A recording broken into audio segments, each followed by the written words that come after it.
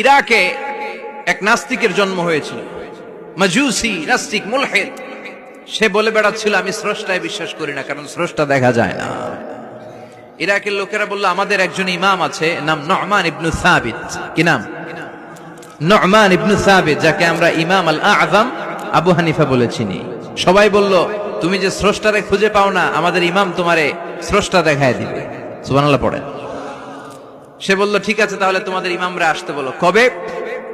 সামনের জুমাবারে ঠিক ভর দুপুরে, দুপুর 2টার দিকে জুমার নামাজের পরে আমিও আসবো, তোমার ইমামও আসবে, ডিবেট হবে। দেখি আমি স্রষ্টার বিপক্ষে আর তোমাদের ইমাম স্রষ্টার পক্ষে, দেখি কে জিতে যায়। এই ডিবেট দেখার জন্য হাজার হাজার মানুষ এসেছে ইরাকের কুফা নগরীতে।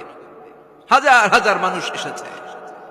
ওই নাস্তিকও এসেছে যে আল্লাহকে বিশ্বাস করে না, স্রষ্টাকে বিশ্বাস করে। সবাই এসেছে, আসে নাই শুধু ইমাম আবু হানিফা।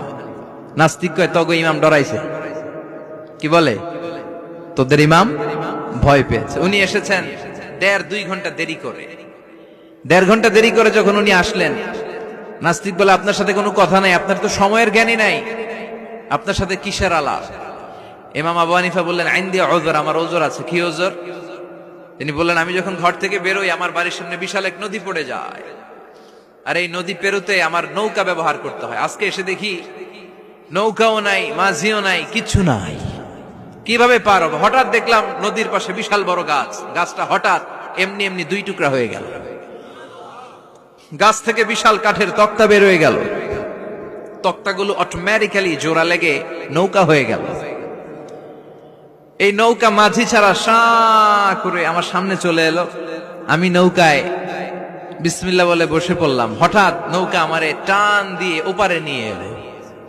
তারপর আমি আপনার এই ময়দানে ছুটে এসেছি। এই যে গাছ কাটা, তক্তা হওয়া, নৌকা হওয়া, মাঝি ছাড়া চলা, এই প্রসেসিং হতে আমার 2 ঘন্টা সময় লেগেছে। I am extremely sorry for that. আনা আসিফ জিদ্দান, আমি দুঃখিত। নাস্তিক নেতা বলে তবে ইমাম গাঞ্জা খাইছে।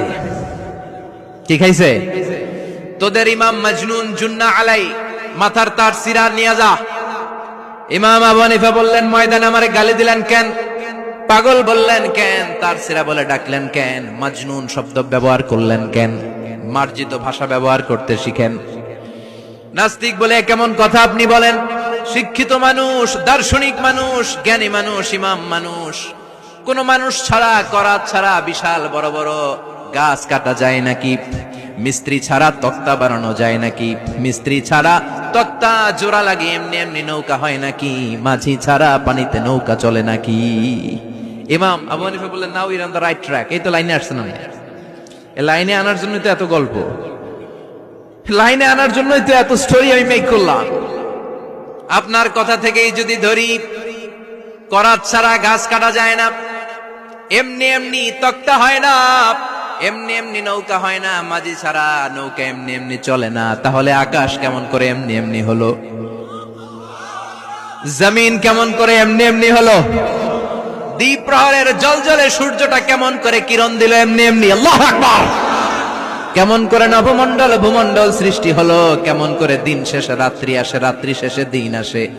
ওইটা যদি এমনি এমনি না হয়, মহাবিশ্বের এই সুন্দর বসুন্ধরার সবকিছু কেমন করে এমনি এমনি হয়? নাস্তিক কয় হায় হায়, আসলেই তো আমি একটা উল্লুক্কা পাঠা, আসলেই তো আমি হাদারাম, এইভাবে তো ভেবে দেখি নাই। আসলে তো এগুলো এমনি এমনি হয় না। Someone is controlling everything in the world. একজন মহা শক্তিধর মহা এমডি আছে, এমডি ম্যানেজিং ডাইরেক্টর, মহা ব্যবস্থাপক। সব ব্যবস্থাপকদের বড় ব্যবস্থাপক, চিৎকার করে বলেন তিনি কে?